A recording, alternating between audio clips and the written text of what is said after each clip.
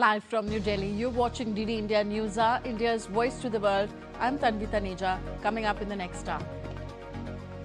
On second day of Gujarat visit, Prime Minister Narendra Modi attends the 20th anniversary celebrations of the state's urban growth story. To further bolster India's indigenous defence capabilities, Defence Minister Rajnath Singh clears country's first fifth-generation stealth combat aircraft project. India's strong resolve to fight terror echoes abroad. Several all-party delegations engaged with key leaders in Singapore, South Africa, Guyana, Slovenia and Kuwait, highlighting India's zero tolerance against terrorism. The Gulf Cooperation Council, or GCC, expects trade with the Association of Southeast Asian Nations, ASEAN, to hit $180 billion by 2032. And dozens injured after a car plows into pedestrians during the Liverpool Football Club parade. Police arrest a man, rule out terrorism.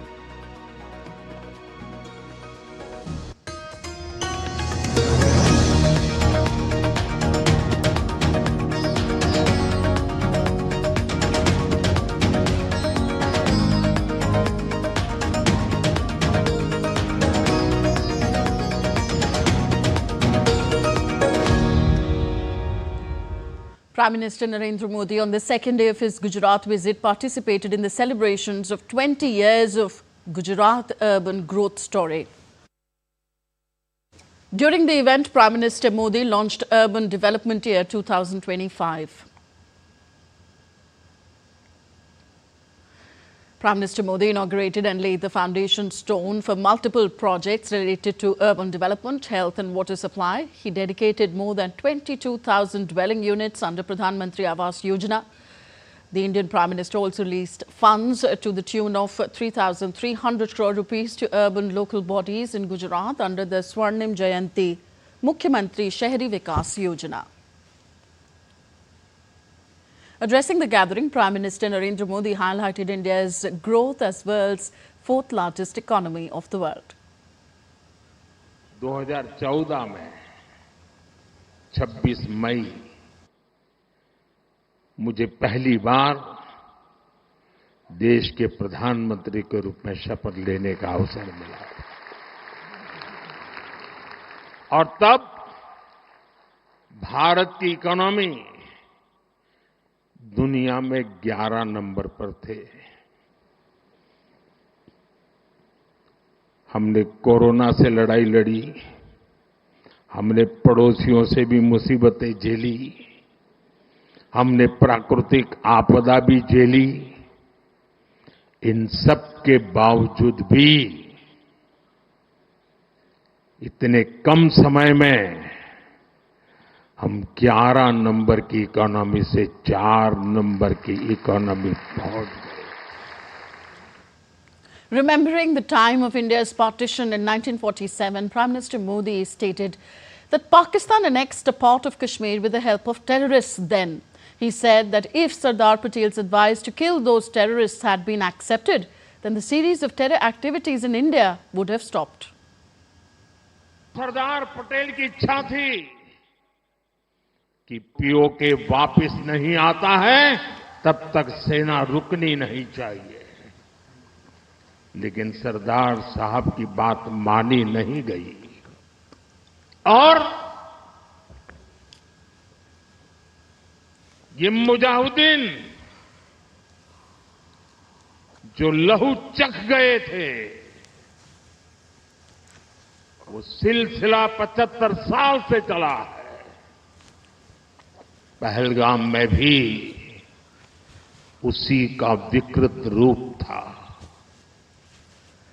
Earlier, Prime Minister Modi also held a roadshow in Gandhinagar where people lined up along the route and showered flower petals when Prime Minister's cavalcade passed through.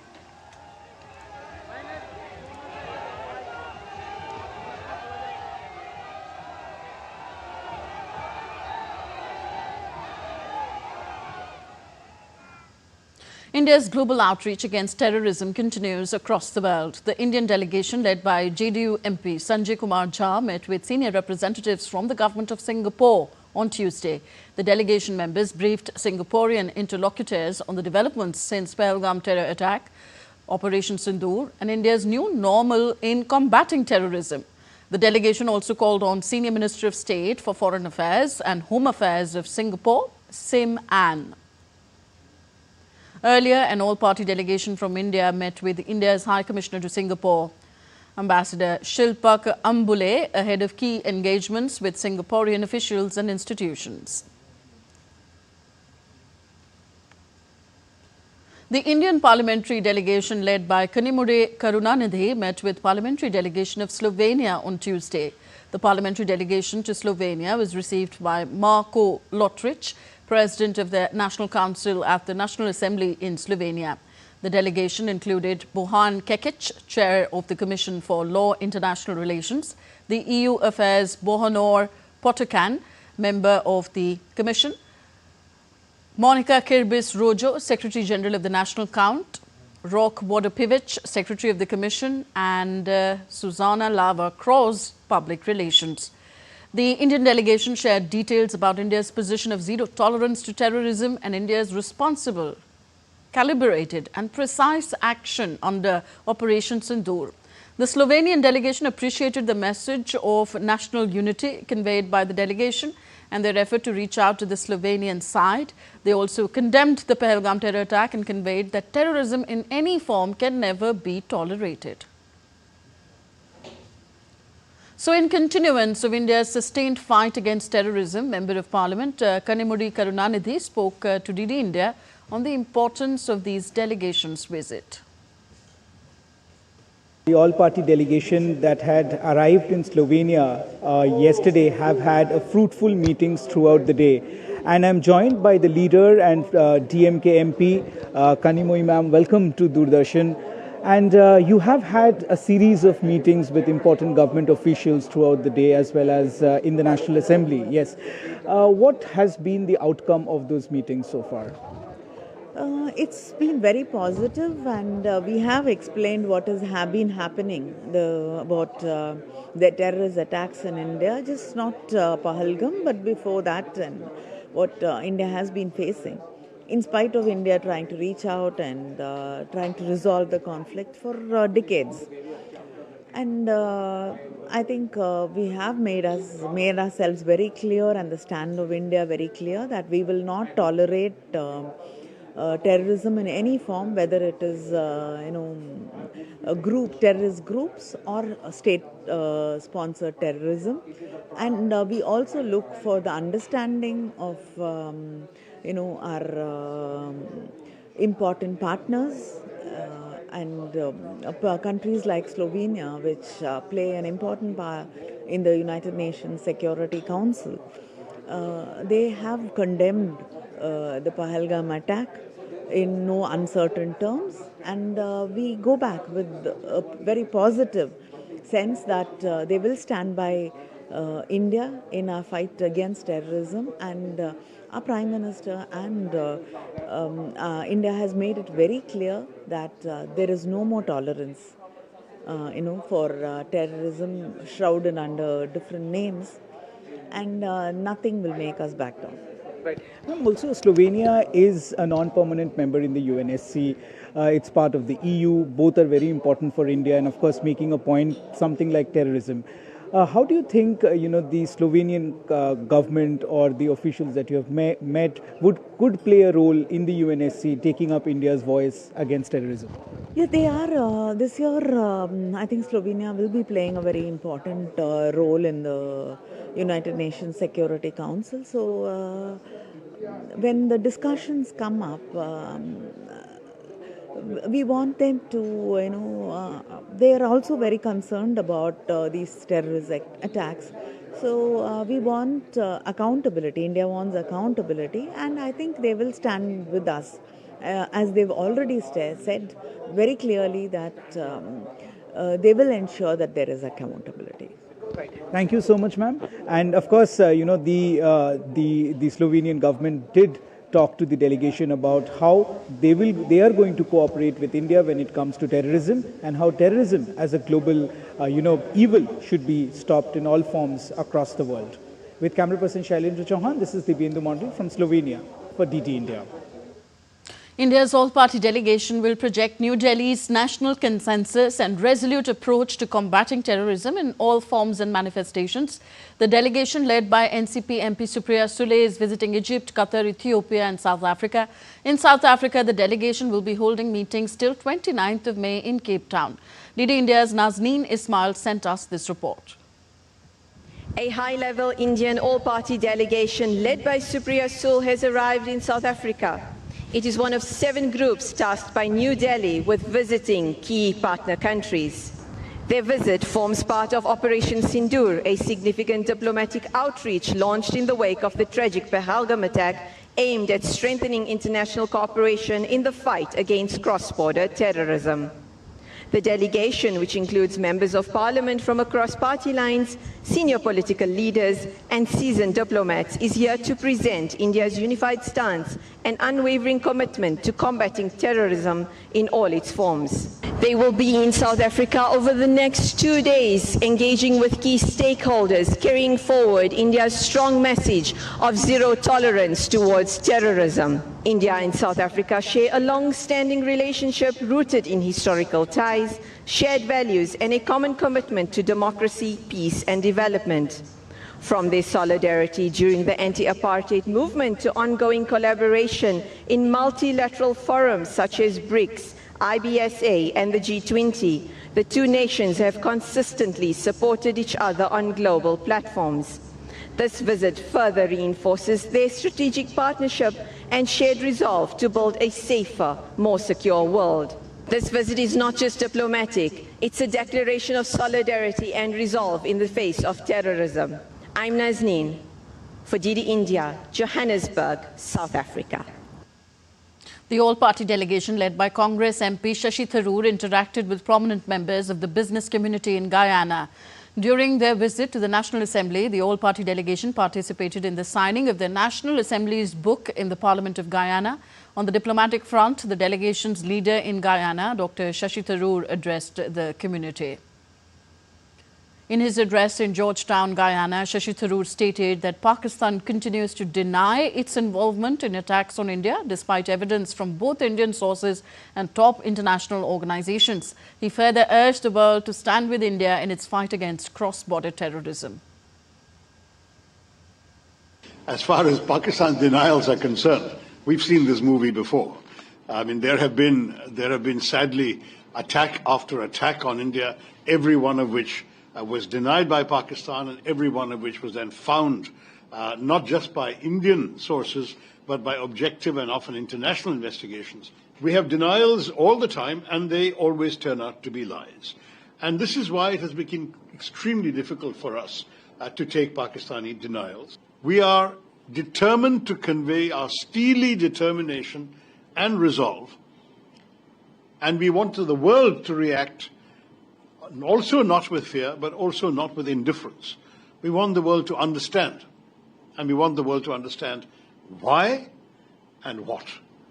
Why is because we've been enduring terrorist attacks for nearly 4 decades, and what is that we are going to respond in a measured, calibrated, precise manner to ensure that no act of terrorism goes unpunished.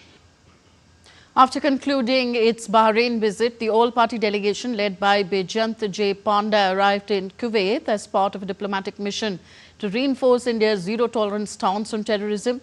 The delegation engaged in India's response to the April 22nd Pahalgam terror attack in its broader fight against cross-border terrorism. In his interaction with the Indian diaspora in Kuwait, AIMIM MP Asududdin Owaisi, who is also part of the delegation, urged Pakistan's return to the Financial Action Task Force FATF grey list and called for tighter financial scrutiny, warning that the $2 billion IMF loan could support Pakistan's military and terror groups. Pakistan must be brought back in FATF grey list. Now, what is the importance of FATF grey list? That there will be huge scrutiny on that nation when you do money transactions. And it is a fact that Pakistan uses Middle East, hawala or money laundering, to sponsor terrorist groups against India. So bringing Pakistan in FATF is very important because our apprehension is that this 2 billion loan which IMF is giving, that will be used by Pakistani military. And it is a known fact, whenever this loan is given, it goes to all the, core commanders of Pakistan Army. Now, in a remarkable display of courage and dedication, women personnel of India's Border Security Force, BSF, stood their ground on forward duty posts during Operation Sindoor. BSF IG Jammu, Shashank Anand, praised their bravery and courage in a media briefing on Tuesday. BSF की महिला शक्ति ने बढ़ चढ़ के हिस्सा लिया। हमारी कुछ बहादुर महिलाओं ने इस प्रकरण में पोस्ट को कमांड किया। असिस्टेंट कमांडेंट नेहा भंडारी हमारे बीच में यहां बैठी हुई हैं। इनके साथ साथ हमारी कुछ ऐसी भी महिला कर्मी हैं जो फॉरवर्ड पोस्ट में रही। मैं उनके नाम जरूर आपके सामने रखना चाहूंगा। महिला कांस्टेबल मंजीत कौर, महिला कांस्टेबल सुमी, महिला कांस्टेबल मलकीत कौर, महिला कांस्टेबल ज्योति, महिला कांस्टेबल संपा एवं महिला कांस्टेबल स्वप्ना। इन सभी महिलाओं ने आगे आईबी के बिल्कुल नजदीक रह के दुश्मन की पोस्टों के ऊपर फायर खोला है। India's Foreign Secretary Vikram Misri will visit the United States on Tuesday as a follow-up to Prime Minister Narendra Modi's trip to Washington in February, when both sides had launched the India-US Compact, which stands for Catalyzing Opportunities for Military Partnership, Accelerated Commerce and Technology for the 21st Century. The trip will be an opportunity for the Indian side to engage with key interlocutors in the US, India and key interlocutors in the US. So both the sides are currently engaged in negotiations for a bilateral trade agreement to address issues such as that of market access, non-tariff barriers and supply chains. You're with us on DD India News Hour. Still to come on this show. Israeli Prime Minister Benjamin Netanyahu vows to bring back all hostages, living or dead, as a new truce deal is proposed. Russia says any European move to arm Ukraine with long-range missile capabilities would mark a dangerous escalation. And North Korea slams Trump's Golden Dome missile shield plan again as a very dangerous threat.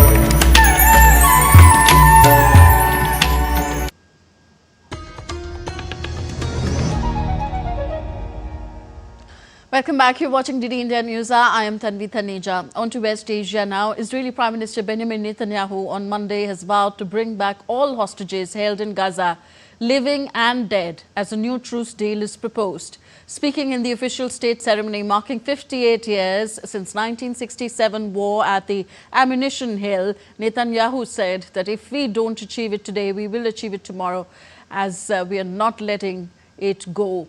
Netanyahu stated that Israel is open to a temporary ceasefire only if it leads to the release of hostages, emphasizing that the conflict will continue until Hamas is completely eliminated. Hamas is stubborn. It is defiant, as the American representative Witkoff said this evening. That's true. We are not letting go. We have so far brought back 148 hostages alive. There are still 20 who are definitely alive and others who are not. We intend to bring them all back, the living and the fallen alike. Meanwhile, a US-supported organization responsible for delivering aid to Gaza announced that it began its efforts on Monday. The Gaza Humanitarian Foundation said in a statement that it commenced operations in Gaza, delivering truckloads of food to its secure distribution sites, where distribution to the Gazan people began. With severe food shortages caused by an almost 3-month blockade, Washington claims it is trying to re-establish a ceasefire more than 19 months into the conflict, though little progress has been made. A nearly 3-month total blockade on Gaza has only begun to ease in recent days amid warnings of a looming famine. Tension surged on Ukraine's northern front as Russian forces captured 4 villages in the Sumy region, according to the governor of Ukraine's Sumy area. The move is aimed at establishing a buffer zone inside Ukrainian territory. It marks a new escalation along the border with Russia's Kursk region. The seized villages had already been evacuated, but fighting rages on near Vodorivka and below Vodiv, where Russia also claims control. Ukrainian forces continue targeted strikes to contain the advance. Russian President Vladimir Putin met with Turkish Foreign Minister Hakan Fidan at Kremlin on Monday, with Russian Foreign Minister Sergei Lavrov also present. According to Kremlin spokesperson Dmitry Peskov, the main topic of talks in Moscow with Turkish Foreign Minister will be bilateral relations, but Ukraine will also be discussed. Kremlin spokesperson Dmitry Peskov on Monday also warned that any European move to provide Ukraine with long-range missile capabilities would mark a dangerous escalation. The statement followed German Chancellor Friedrich Merz's remarks suggesting no range restrictions on weapons sent to Kiev, though Berlin later clarified that this did not signal a policy shift. The potential for Ukraine to strike targets deep inside Russia has sparked alarm in Moscow. Peskov condemned such decisions as undermining hopes for the political resolution and warned of serious consequences. While Germany reaffirmed its commitment to military support for Ukraine, the implications of advanced weaponry reaching Ukrainian forces have raised fears of widening the conflict and further derailing diplomatic efforts towards ending this conflict. On to Europe now. A car crashed into a crowd of Liverpool fans celebrating the team's Premier League title win, injuring at least 27 people. The incident occurred on Water Street shortly after the team's victory bus passed through the area. Tens of thousands of people had turned out in torrential rain for what should have been jubilant celebrations to see the Northwest English side's victory parade. Some 27 football fans were hospitalized, including 2 who were seriously injured after a dark-colored vehicle swerved through the huge crowds, hitting people in its path minutes after the players' open-topped bus passed by. 4 children were among those hurt, including 1 seriously. Merseyside police has arrested a 53-year-old local man in connection with the incident, whom they believe to be the driver of the vehicle, which struck a large group of supporters who were celebrating in the city in northwest England. The car stopped at the scene and a 53-year-old white British man from the Liverpool area was arrested. We believe him to be the driver of the vehicle. Extensive inquiries are ongoing to establish the circumstances leading up to the collision, and it is vital that people do not speculate or spread misinformation on social media. UK police also confirmed that the incident here is not being treated as a terrorist attack. I know that people will understandably be concerned by what has happened tonight. What I can tell you is that we believe this to be an isolated incident, and we are not currently looking for anyone else in relation to it. The incident is not being treated as terrorism. British Prime Minister Keir Starmer condemned the incident in Liverpool, where a car crashed into a crowd celebrating the city's Premier League title win, calling the scenes appalling. British Prime Minister expressed his thoughts for those injured and affected while thanking the police and emergency services for their swift response. Liverpool FC, Everton FC and Liverpool's Metro Mayor Steve Rotterdam expressed their support and condolences following a car incident during the Premier League title celebration parade.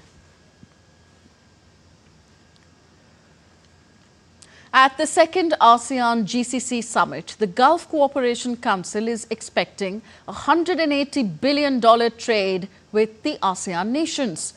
The Crown Prince of Kuwait, Sheikh Sabah Al Khalid Al Sabah, on Tuesday highlighted the importance of strategic partnership in areas of food security and digital economy between the GCC and ASEAN. This comes amid economically volatile global conditions and USA's trade tariff threats. Kuala Lumpur is hosting regional leaders for the 46th ASEAN Summit as Malaysia chairs the summit this year. And let's now take a look at other stories making news around the world. In Greece's Alinos Island, volunteer divers are cleaning up the sea by removing plastic bottles, old tires and chains to protect marine life. Alinos is popular for its clear waters and has Europe's largest protected marine park. Over 300 types of fish, dolphins and sea turtles are there. This cleanup, partly paid for by the EU, is a part of a bigger effort to stop pollution. Greece plans to create 2 more marine parks and will protect 30% of its waters by the year 2030.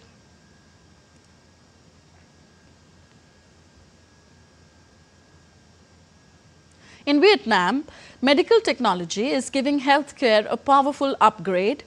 AI-powered assistants are now helping people understand symptoms and book appointments with ease. The project is a groundbreaking device which lets patients communicate just by moving their eyes. Further, it comes with delicate procedures with incredible precision, helping patients heal faster. Protesters gathered in La Paz against Bolivia's worsening economic crisis and restrictions on his presidential candidacy. Protesters demanded President Luis Arce's resignation over inflation, fuel and dollar shortages and economic mismanagement. Annual inflation in Bolivia reached 15.01% in April, with food and fuel prices soaring.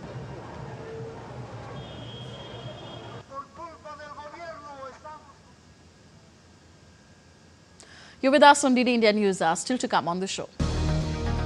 An expert take on India's defence upgrade, with the green signal being given for the AMCA project.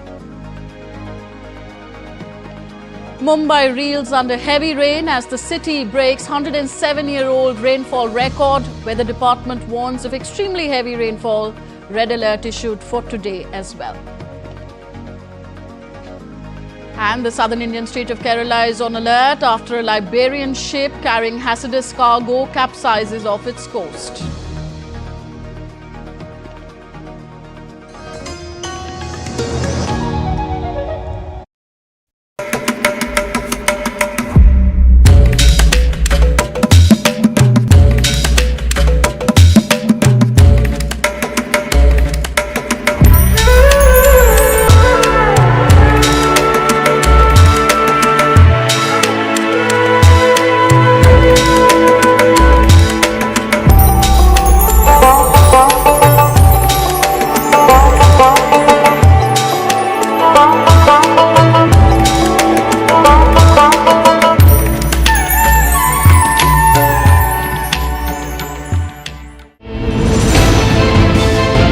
Geopolitics and trade deals. Economic challenges amid development. Hard work and the path to prosperity. It's the economy always. Between walkers, money is what money does and says. Supply creates its own demand. Between the bulls pulls and bears tears. When supply chains globalization and India rises to the podium. We'll get you centered with the Economic Brief at 8 p.m. every Thursday on DD India.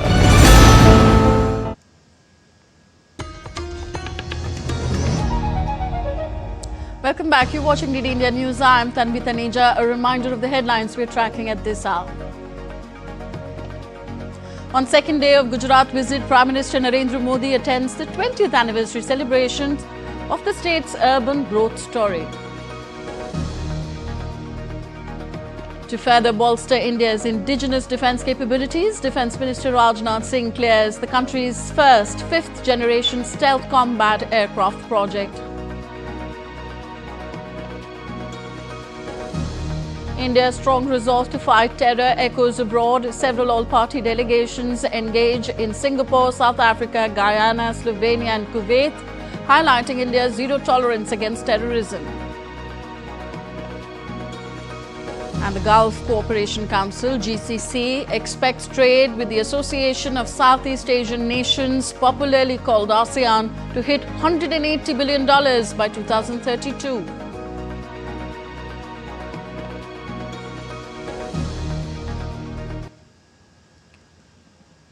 So in a significant push towards enhancing India's indigenous defence capabilities and fostering a robust domestic aerospace industrial ecosystem, Defence Minister Rajnath Singh approved the Advanced Medium Combat Aircraft AMCA program execution model. The Aeronautical Development Agency is set to execute the program through industry partnership.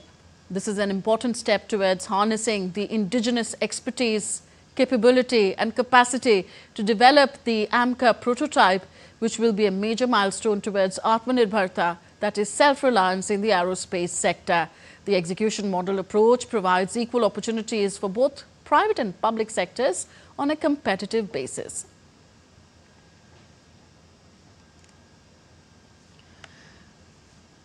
And Akshay Dongre joins us for more on this story. Akshay, the Advanced Medium Combat Aircraft, or AMCA, that is to be developed for the Indian Air Force, will be a fifth-generation deep penetration aircraft.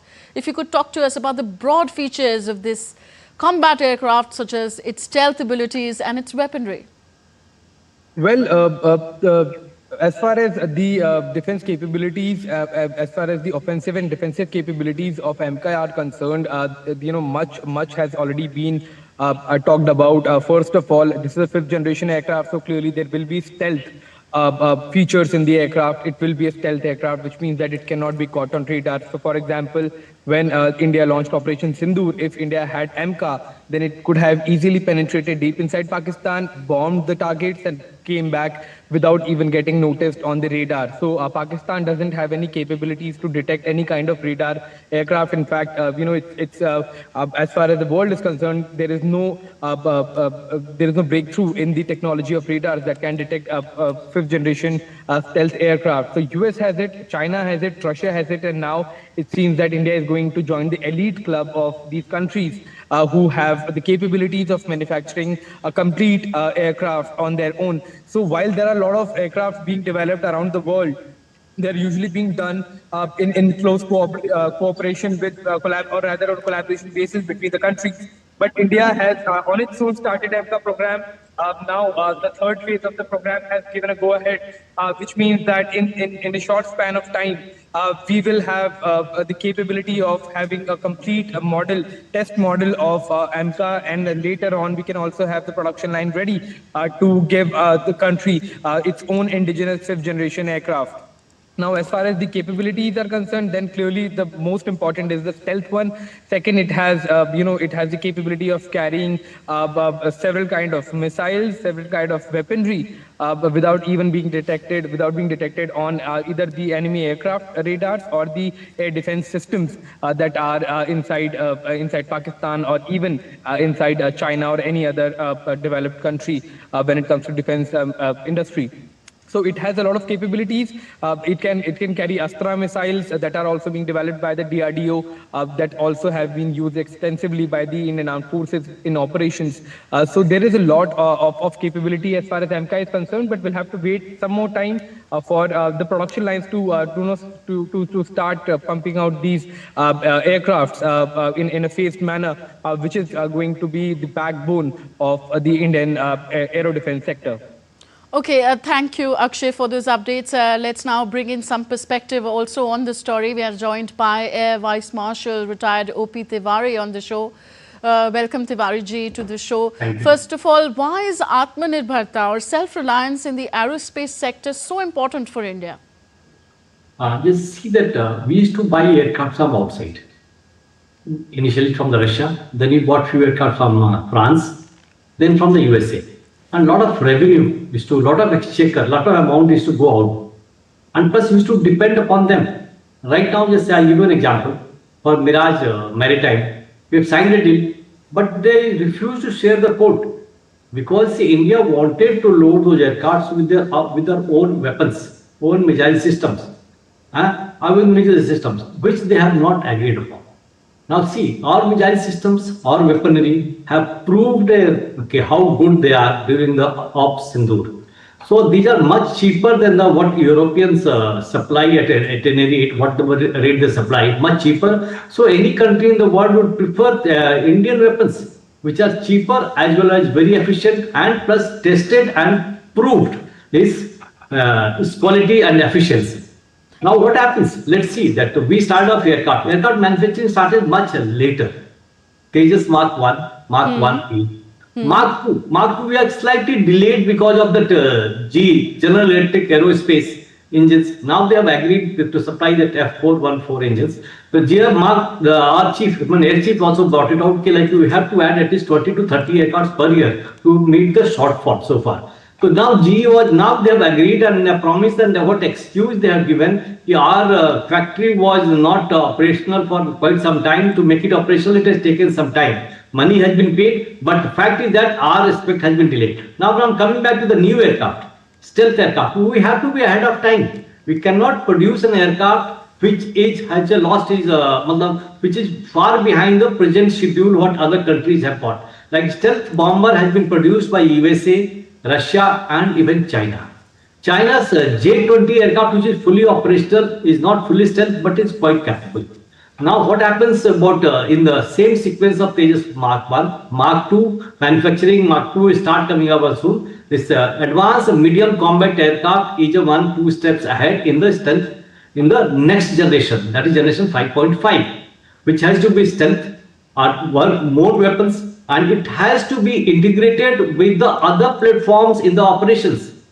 Like what happens is the 5 aircrafts are airborne and few missiles are being launched. All has to be integrated and directed accordingly, so that any feedback from any aircraft or any missiles come, that has to be related and you get efficiency result. So that is very much required in the present world, integration of all the platform in the combat scenario. The AMCA, Advanced Medium Combat Aircraft, is going to have that. Our Indian engineers, courtesy with the DRDO and the Indian Air Force involvement at every step, has able to produce a good engine. Now what is the problem with this aircraft? Only thing we are lagging behind the aero engines.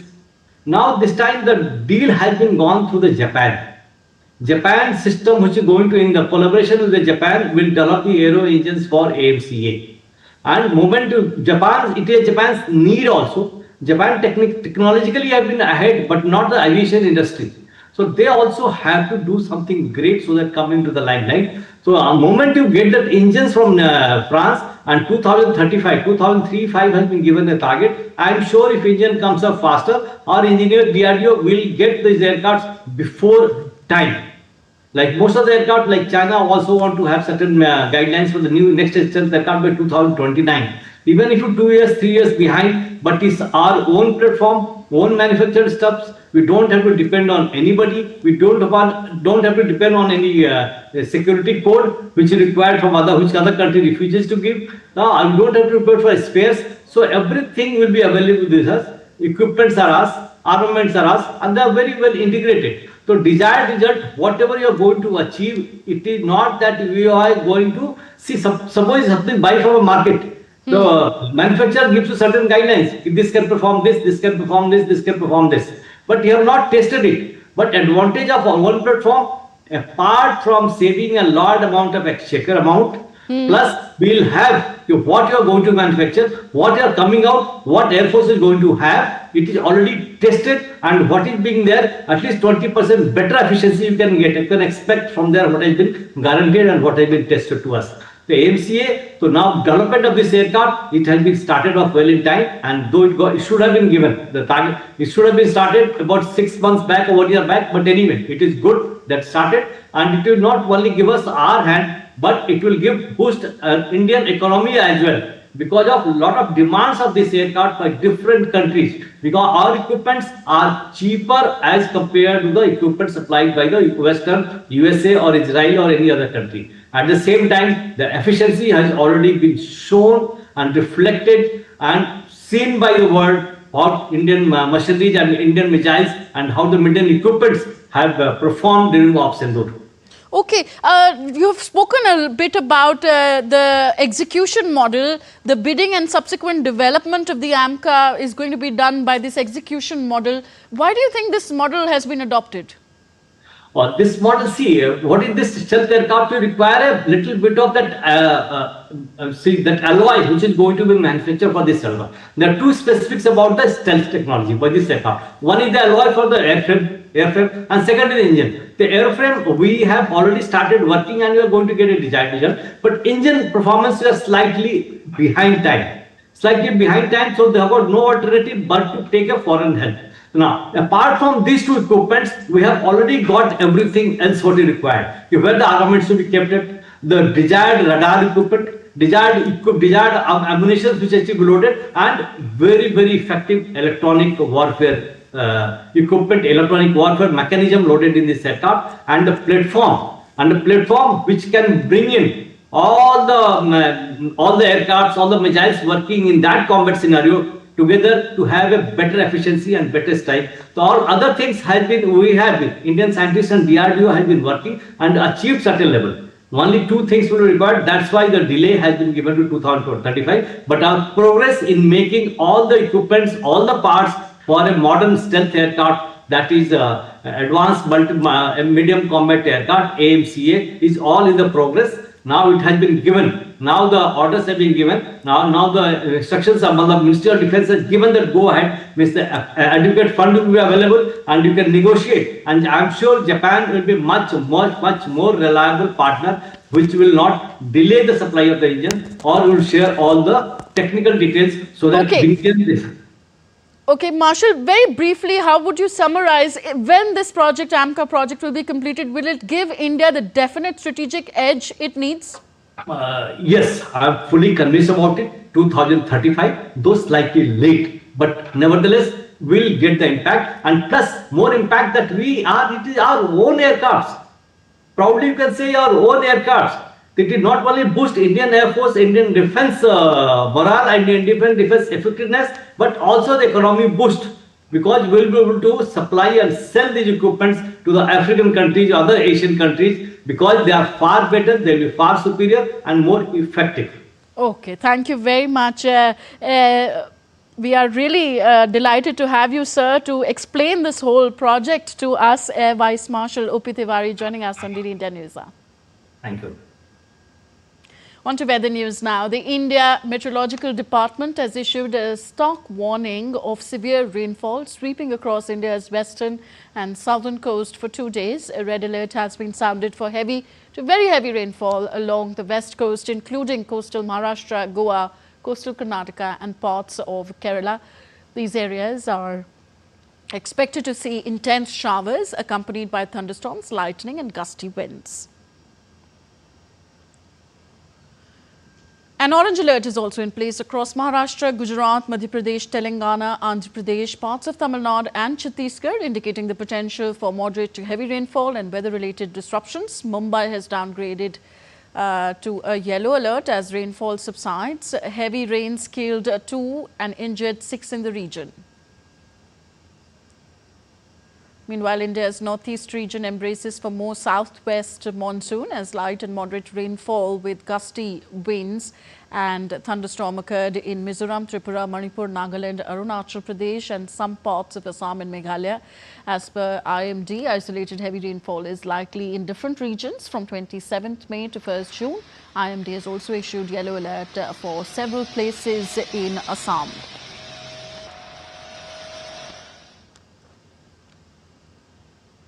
Down south, heavy monsoon rains continue across southern Indian state of Kerala. Disruptions include train delays and rising water levels in Ernakulam, coastal erosion in Thiruvananthapuram and crop damage in Kannur amount to 45 million rupees till now. Fishermen have also been warned.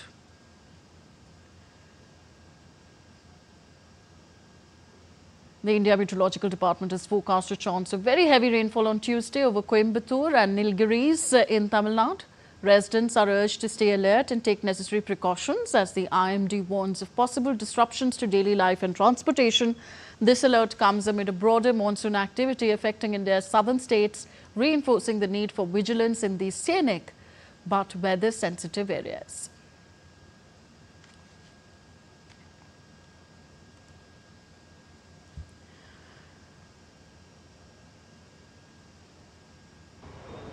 And now let's connect with our different reporters giving us the latest weather updates from their region. Shama Mishra is joining us from Mumbai, Tapas Bhattacharya joins us from Delhi, and Subina Roy joining us from Dibrugarh, Assam.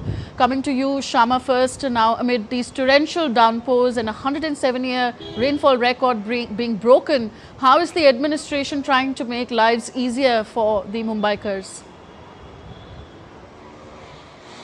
Well, the administration has been working all year round and trying to do, trying to put various pumping pumps at the areas which are notoriously known for having, even the minutest of rainfall and the water getting accumulated. But everything failed yesterday when we did see the heavy downpour came yesterday, and it was announced that monsoons have reached Mumbai, coupled with the high tide and the tides measuring up to 5 meters. So that really put Mumbaikars on the spot, and that really created headache for Mumbaikars. But it was yesterday, and now we're seeing today that the weather department has downgraded that red alert to yellow alert. That means situation is far better today. Okay. And since morning, Mumbaikars have woken up to cloudy skies and a better weather because it is not raining heavily and it is raining in between, but it's pleasant. Okay. And if we show you the visuals here at the famous Marine Drive, where people come out in large numbers and experience the monsoon, because people really in Mumbai, they are known to enjoy monsoons. But yesterday we did see, because it was coupled with high tide, water could not go out, water could not recede, and that is why the entire problem originated. The water on the track started accumulating, which caused the harbour line and the central railway lines to get disrupted completely. And so all in all, Shama, it's a weather to enjoy inside the train. All in all, it's a yes, weather for to now enjoy. It's the weather to enjoy, but if it's not coupled with high tide and heavy rains, only then it is the weather to enjoy. Otherwise, Mumbaikars really, like to stay in their own homes and enjoy the weather from the windows. So Mumbaikars are very brave to face rainfall, heavy rainfall at this time of the year. Let me go to Subina Roy now, joining us from Dibrugarh, Assam. Subina, southwest monsoon hit northeast India 10 days ahead of its normal onset date. What more can you tell us? Right, Sanvi, the southwest monsoon, the northeast embraces for the southwest monsoon, and widespread rains were reported from different parts of Mizoram, Nagaland, Arunachal Pradesh, and the IMD has predicted isolated very heavy rainfalls in Arunachal Pradesh, Assam, Meghalaya from 27 May to 1st of June, whereas isolated to heavy rainfalls are supposed to occur in Nagaland, Mizoram, Manipur, Tripura from 28 May to 1st of June. An upper cyclonic circulation is prevailing over here in northeast of Assam, Tanvi, and that is why more rains are likely in future days. However, as per the IMD reports, Assam reported widespread to moderate rainfalls in South Salmara, Kachar, Gwalpara, Hailakandi and Sribhumi yesterday, and thunderstorms and lightning was reported in Kachar and Kamrup district, whereas gusty winds at isolated places occurred in Kachar, Dhubri, Kamrup. And for today, the IMD has issued yellow alert for districts of West Karbi Anglong, Sribhumi, Kachar, Kamrup, and Dima Hasao. these are the areas for which they have issued a yellow alert. And as per the rivers are concerned, none of the rivers are flowing above danger level, and none of the population and animals have been affected. However, the state government is taking appropriate measures before the onset of flood, like they are distributing 3 months prior ration to the card holders. So, appropriate measures at this time. Also, the SDRF has issued over 1,000 crore for flood relief measures. The SDRF team, it has deployed around 800 personals, and the UNICEF has also employed around 100 personals for rescue relief operations Okay, this Subina. time, Tanvi. Okay, Subina. So, orange alert in Mumbai, yellow alert in areas of Assam. Tapas, what more can you tell us? What is the weatherman saying about monsoon's arrival in New Delhi? Well, that will take time. It's not going to be that easy. It will take some time. Just let me, because people have spoken about orange alert and yellow alert, let me give an idea about the red alert. It's in fact the west coast coastal parts of coastal Maharashtra, parts of coastal Karnataka, as well as many parts of Kerala have been given red warning for today. And there are 3 major points I'd like to point here. The first is there is a low pressure area that is currently forming over northwest part of Bengal, Bay of Bengal, off the coast of Odisha, which is, we expect that to turn into, right now it is a low pressure area, but we expect that in the next 3 to 4 days into a cyclone or cyclonic circulation very soon. So that is one part off the coast of Odisha. So the whole east coast is expected to be at the brunt of that. Second, there is a heavy to severe very heavy warning of in the next 6 to 7 days over Kerala, Karnataka, coastal Maharashtra and Goa for heavy warning for heavy rain, and as well as for 27th to 30th of May, Konkan, Ghats of Madhya Maharashtra, coastal and Ghats of Karnataka. These are the areas which is expected to have a massive amount of rainfall activity, along with in places, some areas of Tamil Nadu. So that is one. The last, as you mentioned, for Delhi and NCR region, we expect the monsoon to reach, it will take at least 20-25 days. It generally reaches by the first week of July. So we have to wait for some time. But for Delhiites, if you are feeling a little bit hot, humid, don't worry. By 29th, we are expecting a western disturbance to come and kick into effect. So by 30th and 31st, we expect a bit of a thunderstorm as well as rainfall activity over parts of northwest India, including Delhi NCR. Okay. So another few days of heat that Delhiites have to suffer. Thank you very much, Tapas Bhattacharya joining us from New Delhi, Shama Mishra joining us from Mumbai, and Subina Roy joining us from Dibrugarh, Assam. Thank you, all of you. Meanwhile, containers from the Liberian cargo ship that sank off the coast of Kerala on Sunday have begun washing up on shore. In response to the incident, the state has declared an emergency to address the risk of an oil spill or chemical leak. With the Indian Coast Guard and Navy on high alert, the public has been asked to stay away from the coast and not touch foreign objects as the state monitors the high pressure situation. Earlier, the Indian Coast Guard stated that the vessel was carrying 640 containers, including 13 containing hazardous cargo and 12 with calcium carbide.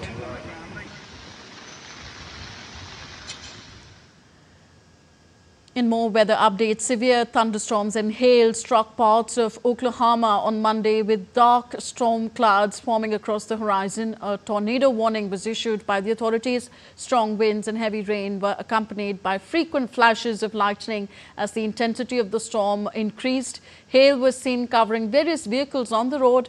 Several tornadoes and severe storms have reportedly hit parts of Oklahoma in recent weeks. The 10th International Convention of the Society for Promotion of Indian Classical Music and Culture amongst Youth, or SPIC-MACAY, was inaugurated on Monday at the Indian Institute of Technology, Hyderabad, by Telangana Governor Jishnu Dev Verma.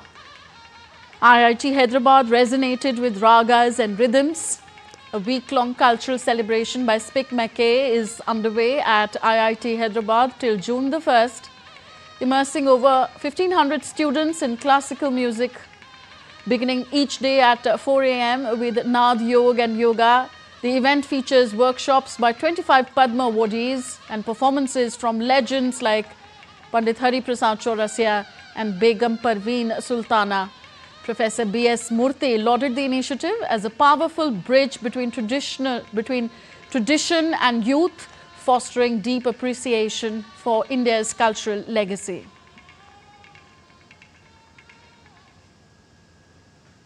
That's all for this edition of DD India News Hour. Do let us know your thoughts on the news of the day. Connect with us on our different social media handles at DD India Live. And you can also download our DD India mobile app for quick news and updates on the go. We'll be back with more news as it breaks here on DD India. I'm Tanvi Taneja from all of us here in New Delhi. Thank you for watching. Namaskar.